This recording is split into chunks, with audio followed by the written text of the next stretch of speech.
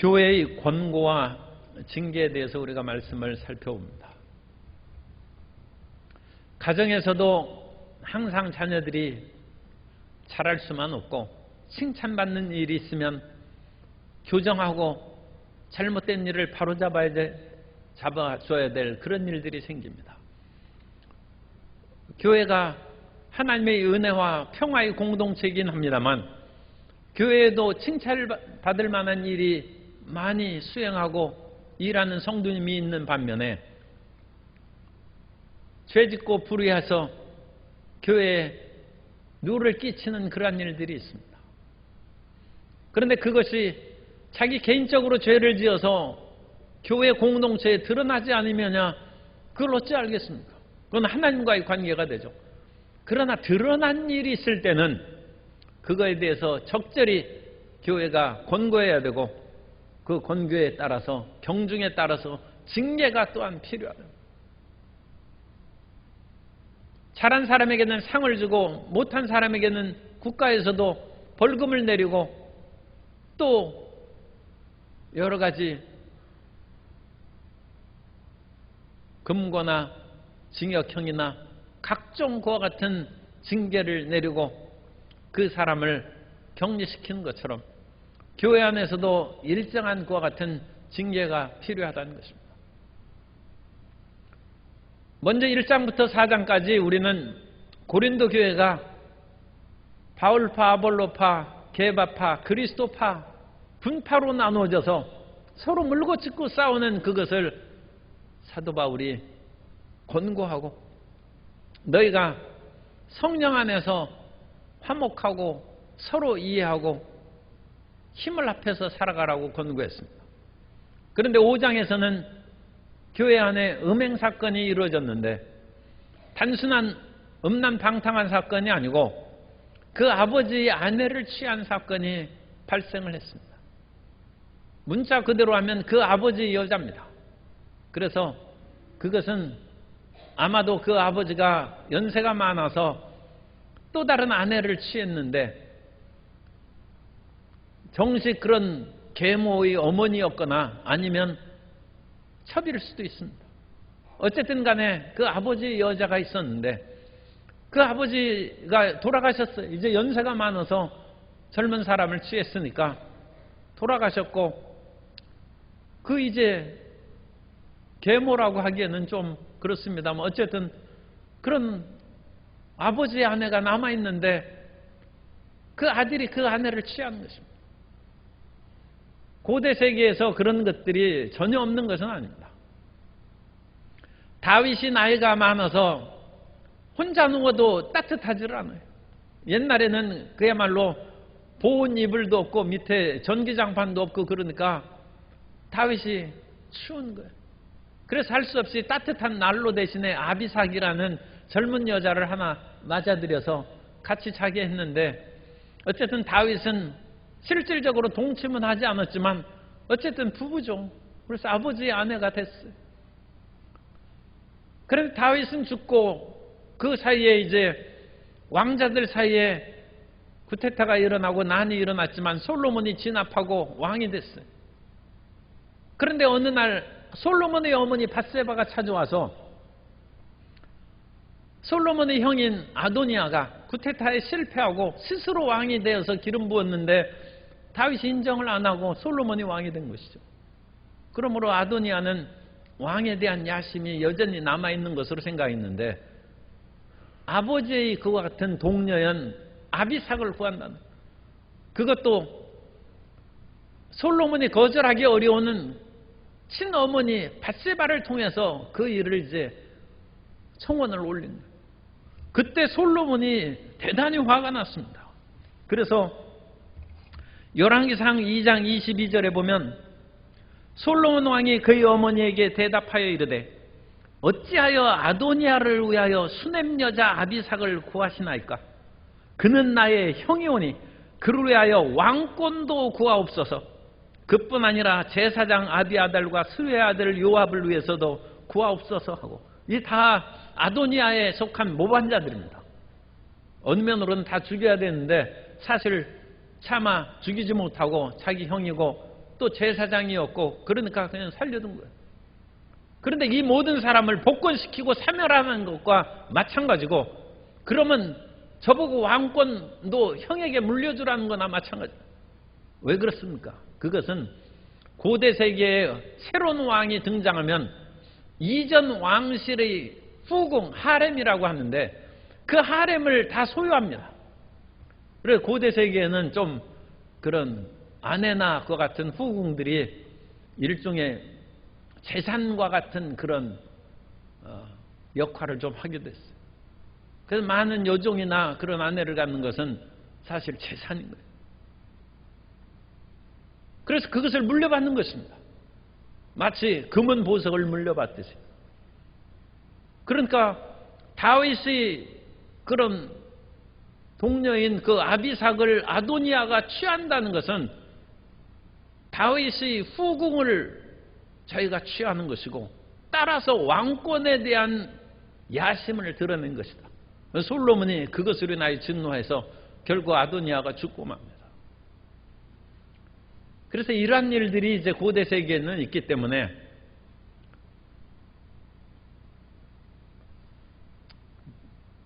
늙은 아버지가 사실 이제 혼자 전기장판만 이렇게 켜드리면 또 그러니까 뭐 결혼할 수도 있어요. 결혼할 수도 있는데 이게 집안의 문제가 되는 재산 문제도 되고 이와 같은 음행 문제가 발생해서 그런데 이 그 여자는 크리스찬이 아닌 것 같습니다. 예수님을 안 믿었기 때문에 지금 5장에서 여자에 대한 언급은 나와 있지 않습니다. 그런데 이제 그 남자가 교인이에요. 그리고 그 고린도 교회에서 다 아는 사람입니다. 그러니까 그 남자가 그와 같이 음행을 한 것이고 그 있어서는 안 될 이방 사회에서도 있지 않는 그런 그 아버지 아내를 취한 것으로 인하여 사람들이 알고 있는데도 차마 징계를 못한. 그런데 사도 바울이 그걸 알고 어찌하여 그 사를 징계하고 교회에서 쫓아내지 않았느냐. 그걸 사도 바울이 그 소식을 듣고 고린도 교인들을 책망합니다. 고린도 교인들이 그 사람을 징계하지 못한 그 이유는 여러 가지로 생각할 수 있는데 그 중에 한 가지는 분파가 나눠졌기 때문에 징계하지 못할 수가 있습니다. 왜냐하면 그 사람은 뭐 아볼로파나 게바파에 그런데 그 게바파의 사람을 징계하다 보면 게바파 사람들이 한꺼번에 일어나서 이것으로 인하여 우리 파를 핍박하고 압박하는 것이 아니냐. 그래서 자기 파에 속한 사람을 무조건 뭐 받아들여주고 만일 우리 파 중에서 이 중요한 역할을 하는 사람을 만일 쫓아낸다면 결국 우리 파가 세력이 약해지고 다른 파에 밀려가게 되는 것이니까 비록 이 사람이 잘못했을지라도 우리는 교회의 그런 징계를 받게 이 사람이 내주지 말라. 서울 요즘에 말하면 일종의 내로남불이고 자기 파에 속한 사람을 무조건 감싸는 그런 정치적인 그런 상황을 우리가 보지 않습니까? 그리고 자기 파에 속하지 않은 사람은 사소한 것으로 인하여 완전 뒤집어버리고 파멸시키는 그 사안에 따라서 적절하게 어떤 일을 행하는 것이 아니라 자기 파의 사람은 엄청나게 큰 죄도 그냥 품어주고 감싸주고 상대방에 있어서는 작은 죄라도 그것으로 해서 다 그것을 뒤집어버리는 그러한 성향이 오늘날에도 나타난 것처럼 교회 이와 같이 분파가 나면 징계가 적절하지 않다. 왜냐하면 그것으로 인하여 표결을 한다 할지라도 그것으로 인하여 그 사람의 죄는 이방 사회에도 있지 않은 그런 죄이기 때문에 당연히 모든 사람이 만장일치로 그 사람을 징계하고 성경에 음행하지 말라고 했고 더군다나 그 일종의 근친상간의 그런 음행인데 그걸 어찌 놔두겠습니까? 그런데도 불구하고 파벌 싸움에 휩싸이면 그 일을 제대로 수행하지 못한다. 그러면 이 교회 공동체가 병이 든다. 그것이 인하여 시끄럽고 그것으로 인하여 문제를 덮어버리면 파만 잘 들으면 웬만한 죄 지어도 괜찮구나 하는 그런 죄인식이 희박해집니다. 또 한 가지는 이런 고린도 교회에 성경에 대한 이해가 잘못되어 있을 수가 있어요. 성경에서 구약의 모든 율법들이 폐지되고 예수 그리스도 안에서 우리는 성령의 법을 쫓아서 산다고 그랬는데, 구약에서 폐지되고 완성된 것은 의식법과 제사법입니다. 예수님께서 십자가에 달리셔서 하나님의 어린 양으로 우리 죄를 대속하셨기 때문에 이제는 짐승을 잡아서 피를 흘릴 필요가 없어요. 그래서 구약 성경에 보면 특히 레위기의 많은 부분들이 그 의식법입니다. 종교의식. 그래서 번제를 드리고 속죄제를 드리고 속건제를 드리고 화목제를, 짐승을 잡아서 피를 흘리고 제물을 드리는 것들이 많이 나와 있죠. 그런 것들은 신약 교회에 들어와서 하나도 시행하지 않아요. 그러니까 그런 제사법에 대해서는 우리가 영적인 의미로서 그것을 재해석하고 적용할 뿐이지 실질적으로는 그것을 적용하고 시행하지 않는다는 거죠. 그런데 우리가 이와 같이 종교의식법은 예수님의 십자가 안에서 예수님께서 대속 제물이 되어서 그것을 이루었으니까 우리가 시행하지 않는다 할지라도 십계명 같은 윤리법은 영원토록 지켜야 됩니다. 구약 성경에 나오는 의식법이 아닌 도덕윤리법은 그것은 항구적인 법입니다. 그러므로 우리가 십계명을 지켜서 구원받는 것은 아닙니다만 하나님 외에 다른 신을 섬기면 안 되죠. 십계명은 폐지된 거 아닙니다. 부모를 공경하면 참으로 잘되고 장수한다는 하나님의 약속은 계속 세세토록 우리에게 적용되는 것입니다.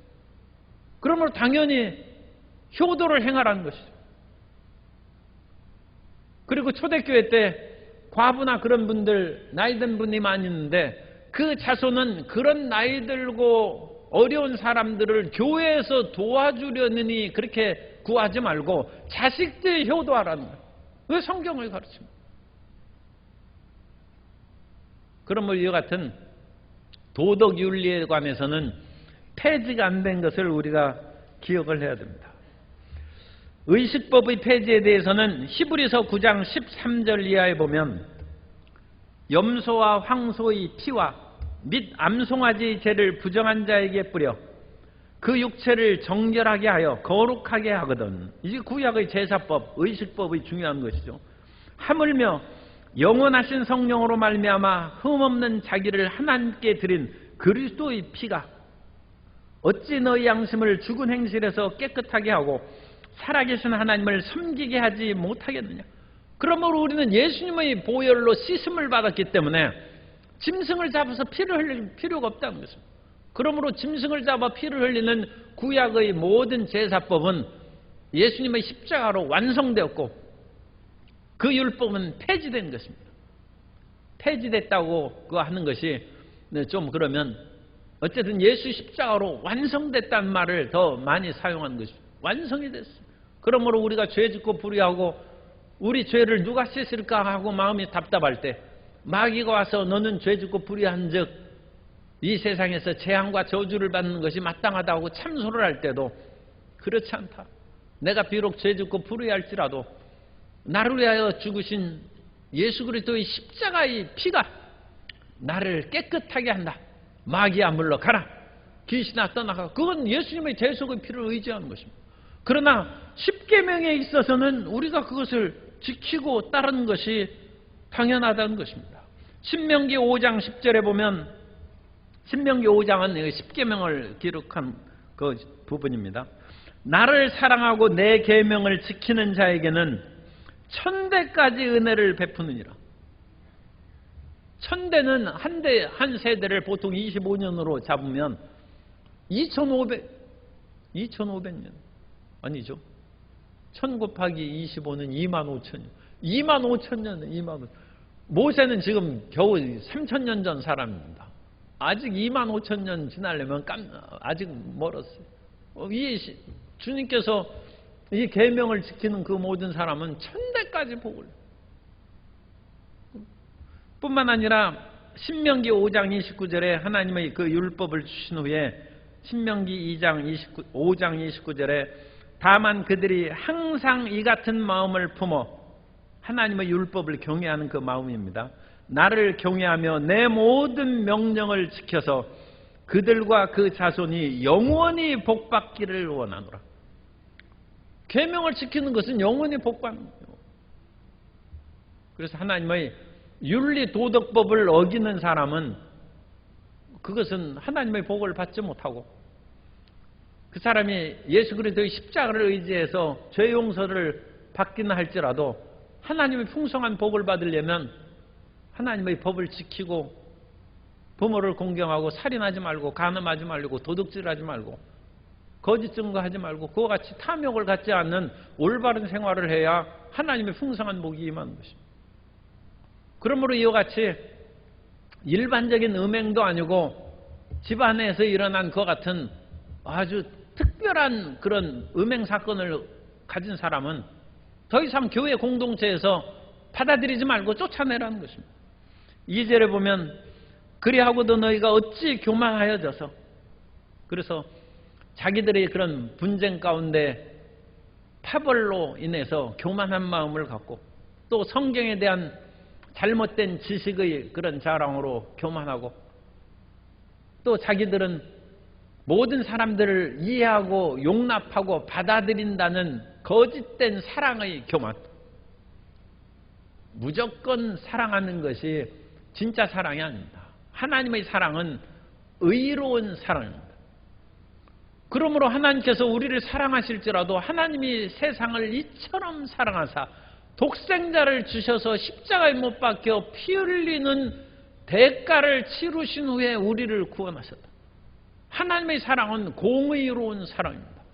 그러므로 우리가 어떤 사람을 사랑한다 할지라도 아무리 참 드라마의 표현대로 그 사랑으로 자기가 죽을 것 같이 마음에서 사랑이 타오른다 할지라도 올바르지 않은 사랑은 그건 거짓입니다.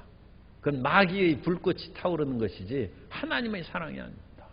하나님의 사랑은 공의로운 사랑입니다. 그래서 정의가 있지 않는 사랑은 그것은 거짓된 사랑의 불꽃입니다.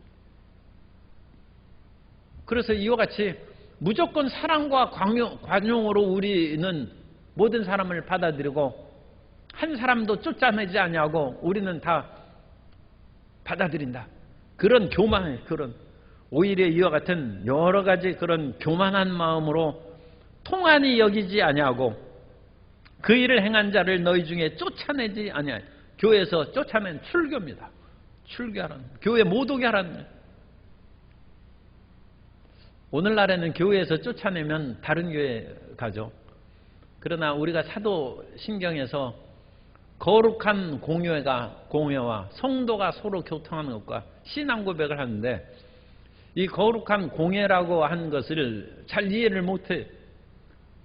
거룩하고 공통된 교회입니다. 그거 풀어서 번역해야 돼요.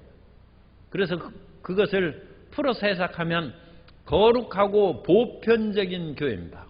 Holy Universal Church 또는 Holy Catholic Church입니다. 그런데 이 카톨릭이라는 단어로 원래 쓰여 있어요. 사도신경에.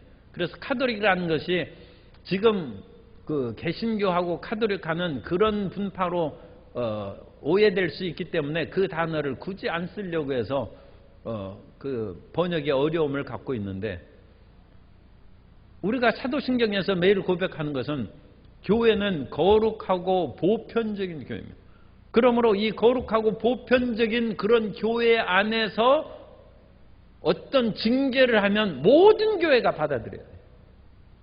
그런데 오늘날은 장로교에서 하면 다른 교파에서는 그것을 인정 안 하고, 또 다른 교파에서 그것을 시행하면 또 다른 교파에서는 받아들이지 않아서 사분오열이 되어 있어요. 그러므로 우리가 사도신경에서 계속 고백하는 거룩한 공회, 거룩하고 보편적인 교회는 현 세상에서는 지금 별로 없습니다.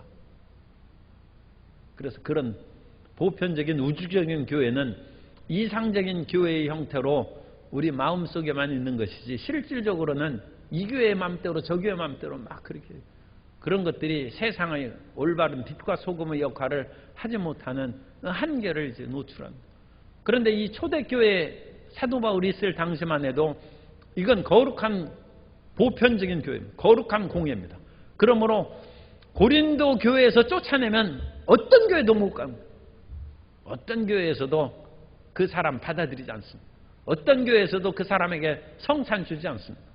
어떤 사람도 그 사람이 교회 와서 예배 드리는 것을 허락하지 않습니다.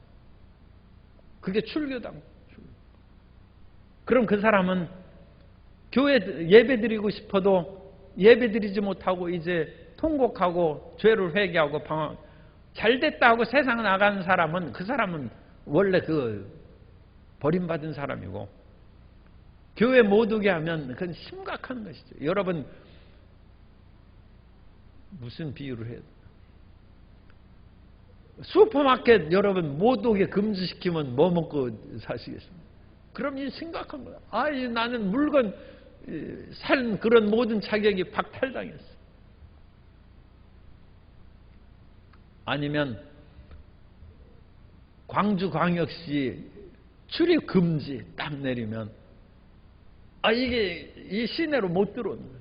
그 검문권색에서 걸리는 거예요. 걸리면 추방되는 거예요. 얼마나 삶이 불편하겠어요. 교회 안에서 이와 같이 출교하는 것은 심각한 것이고 쫓아내는 것이 그와 같은 원래의 성경적인 의미는 에덴 동산에서 쫓겨나는 거예요. 이 에덴 동산은 말하자면 교회입니다. 그리고 하나님께서 예비하신 그 같은 축복의 상함도 해함도 없는 동산인데 아담과 하와가 너무 심각한 죄를 지었어요. 하나님의 명령을 거역하고 선악을 알게 하는 나무의 열매를 먹음으로써 자기 스스로 하나님과 같이 되려고 했으니까 하나님께서 만드신 동산에서 못 사는 것이죠. 그럼 네가 하나님같이 됐으니까 밖에 나가서 살으라고 에덴 동산에서 쫓겨나갔어. 노아가 방주를 만들었는데 노아 방주에 여러 짐승들이 다 탔지 않습니까? 그런데 그런 일은 이제 성경에는 없지만 거기에서 아주 못된 짐승이 있었어요. 출교당했어요. 그럼 노아 방주에서 쫓겨나가는 거예요. 그럼 살겠어요? 왜 쫓겨나가요? 교회는 하나님의 천군 천사들이 지키고 옹의하는 그런 보호의 터전인데 이 보호의 터전에서 쫓겨나면 어떻게 되겠어요? 사탄과 귀신들이 우글거리고 괴로운 세상 속에 나가서 사는 거예요. 그러니까 이 표현에 보면 그 5절에 나와 있죠. 이런 자를 사탄에게 내주었으니 그 말이 교회에서 세상으로 출교했다는 뜻입니다. 그래서 교회 다니고 예배 드리는 것을 감사하시기 바랍니다. 이것은 하나님의 나라에 노아 방주에 들어온 것이고 에덴 동산에 들어온 것이고 세상은 그 흑암의 세력이 여전히 횡행하는 곳이니까 세상의 권세 잡은 자가 이제 주님 오실 때까지는 사탄이 그것을 권세를 잡고 많은 일을 행하기 때문에 교회에서 세상으로 쫓아내는 것은 사탄에게 내주는 것입니다. 그러므로 교회 못 다니게 하는 것이 엄청나게 큰 형벌이에요. 엄청나게 큰 형벌. 교회 못 오게 하면 잘됐다. 그것은 그 상황을 잘 파악을 못하는 거예요. 그것은 파멸의 세계로 쫓겨나가는 거예요. 그래서 이 그 고린도 교회가 교회 공동체 안에서 항상 예배와 찬양으로 하나님의 말씀을 받는 복을 누리고 또 교회 안에서의 그런 성도의 교제를 통하여 말할 수 없는 위로와 기쁨을 얻고 그렇게 살아가다가 그런 교회의 공동체의 교제도 끊기고 밖에 나가서 이제 헤매는 그런 상황이 됩니다. 라이언 킹에서 보는 것처럼 그 삼촌 사자가 쿠데타를 일으켜가지고 라이언 킹을 쫓아냈어요. 그러면 사자 공동체에서 쫓겨나면 거의 살아나기 힘듭니다. 그건 그 드라마니까 라이언 킹이 살아남은 것이지, 어린 사자가 밖에 나가면 금방 다른 그 야수에 의해서 죽습니다. 이건 못 삽니다. 사자도 사자 공동체 안에 있을 때 힘을 얻고 맹렬히 하는 것이죠. 그런데 그 안에서 쫓겨나고 밖에 나가면 얼마나 위험한지 모르죠. 그래서 이 안에서 우리가 돌봄을 받고 교제를 받고 하나님의 은혜에 있는 것이 얼마나 큰 축복인지 성도님들은 새삼 그것을 기억하시기 바랍니다. 그러면서 3절에서 사도 바울이 내가 실로 몸으로는 떠나 있으나 영으로는 함께, 사도 바울이 끊임없이 기도 가운데 고린도 교인들과 함께 있다. 우리가 기도함으로 항상 영적 교제를 나눌 수 있습니다. 그러므로 아침마다 새벽에 그리고 낮에 저녁에 다른 성도님들을 위해서 또 여러 그와 같은 일가 친척을 위해서 기도함으로써 영으로 그들과 함께하고, 그리고 그 기도 속에서 그런 영적인 메시지를 또 하나님께서 가르쳐 주시면 자기도 모르게 그 사람들을 위하여 중보기도를 하고 몸의 연약함이나 마음의 비탄에서 건져주시도록 기도할 수 있습니다. 그래서 사도 바울은 지금 고린도에 있지 않죠. 여전히 다른 지역에서 교회를 개척하고 열심히 선교 사역을 하고 있는데, 떠나왔지만 고린도 교회를 위해 기도할 때 이미 그들의 상황을 파악하고, 또 이와 같이 편지로 인해서 음행 사건을 들었을 때 그 편지를 보면서 사도 바울이 기도함으로써 그들의 상황이 마음 가운데 그려지고 영으로서 그 모든 것을 바르게 분별하고 판단하여서 이미 이런 일을 행한 자를 이미 판단하였노라. 우리는 서로 비판하거나 판단하지 말라고 하는데 그것도 우리가 바르게 생각해야 돼요. 오늘 성도 여러분, 점심은 뭐 드실 거예요? 그래서 점심을 그냥 밥을 드시든지 짜장면을 드시든지 그것은 비판할 상황이 아니에요. 자기 마음대로 드시면 되는 거예요. 그래서 굴비 정식을 드시는데 날씨가 시원하니까 녹찬물에다 그것을 말아서 드실 거예요? 아니면 된장국에 드실 거예요? 그건 맘대로 하세요. 그건 비판할 상황이 아니고, 아니 지금 이 시원한 더운 여름에 시원한 녹차물을 놔두고 무슨 뜨거운 된장국에다 굴비를 먹는다는 말이냐. 그렇게 핀잔하지 말라. 그러나 판단해야 될 것은 그것이 이제 성경의 구약의 법이 필요합니다.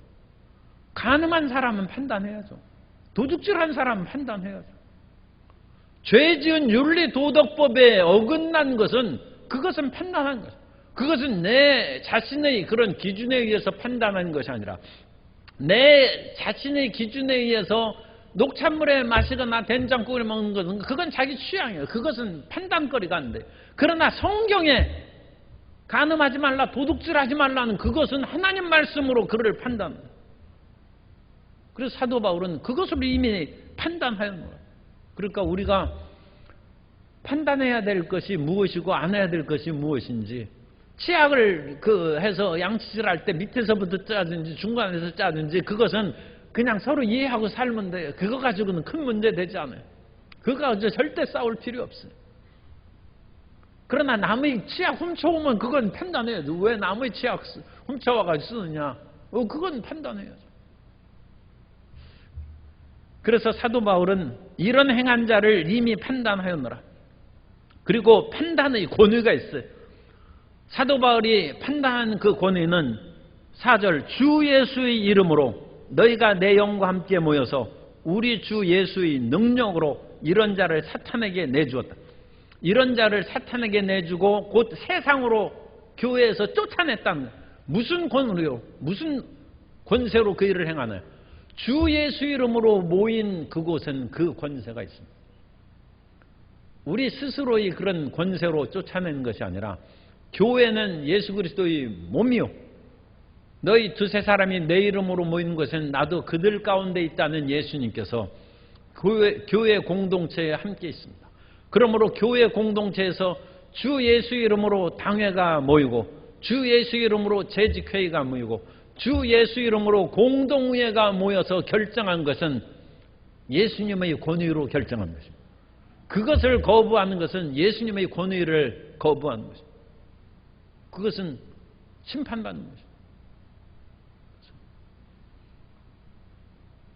우리가 교회의 권위로 어떤 사람을 징계할 때도 단계가 있죠. 단계가 있어서 첫 번째 단계는 그 사실을 안 사람이 개인적으로 그런 일을 하지 말라고 회개하라고 가서 권고하는 거예요. 마태복음 18장 15절에 보면 내 형제가 죄를 범하거든 가서 너와 그 사람과만 상대하여 권고하라.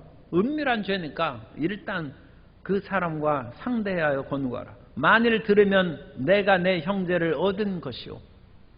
부끄러운 죄를 지었는데 처음부터 여기저기 동네방네 다 알릴 필요 없죠. 그런데 그 말을 듣고 안 듣는 거예요.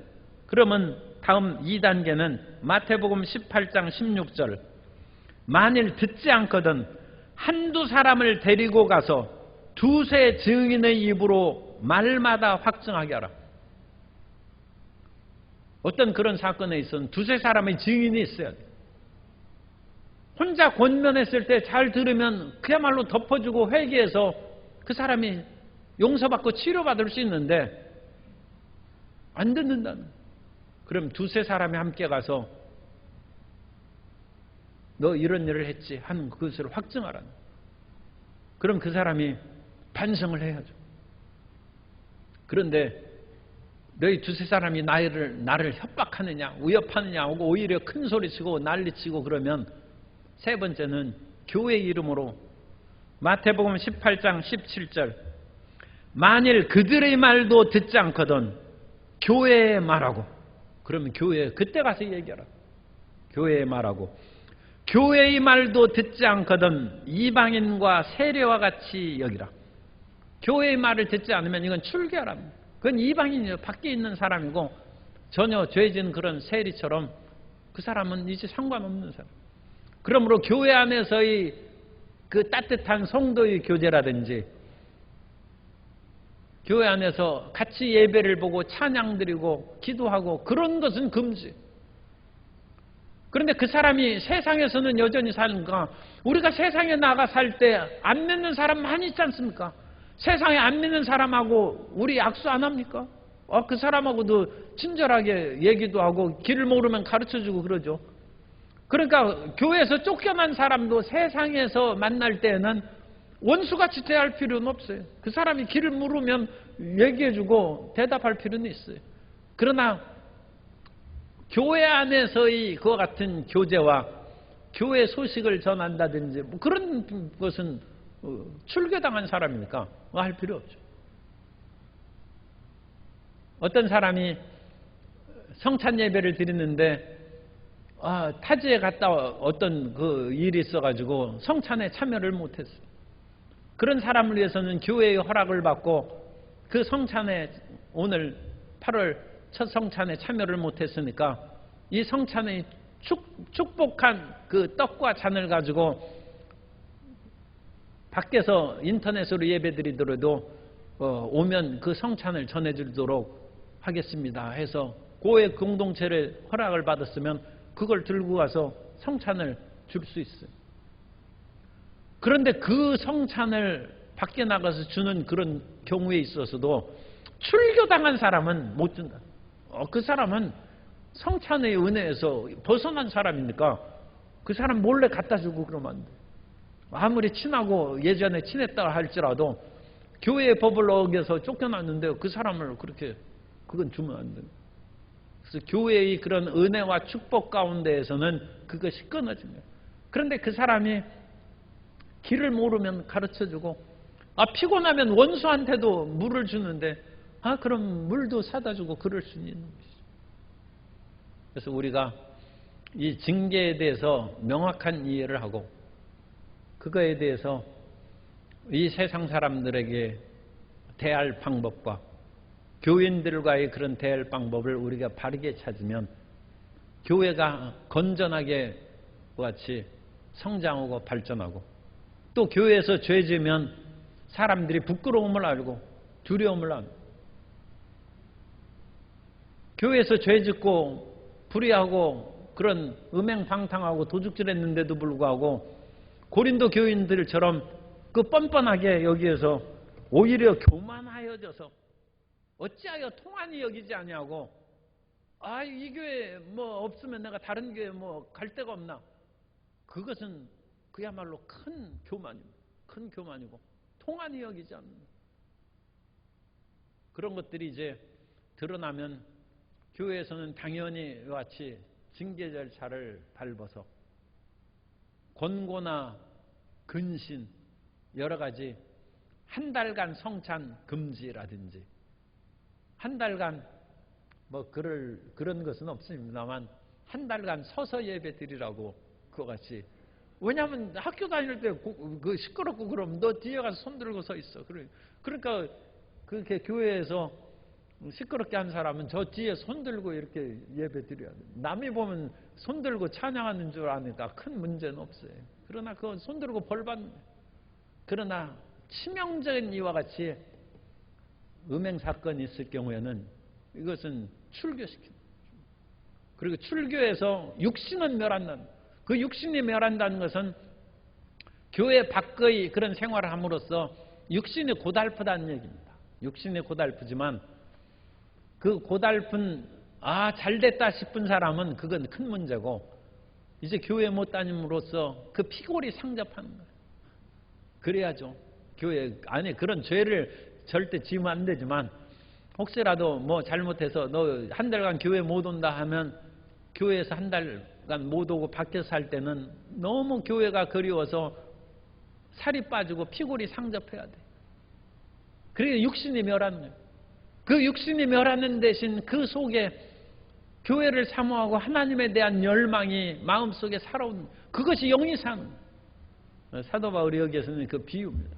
비유로 사탄에게 내어주는 것은 출교해서 세상으로 쫓겨나가게 하는 것이고, 세상으로 쫓겨나가서 육신의 그와 같은 고달픔을 경험하고 진정한 회개를 통하여 영이 살아서 다시 복귀할 수 있는 기회를 얻도록 사도 바울이 징계하라는 것입니다.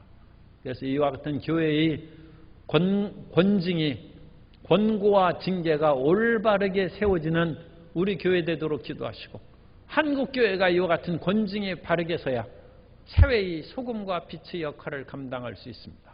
그런 한국교회 되도록 우리 기도해야 될 줄로 믿습니다.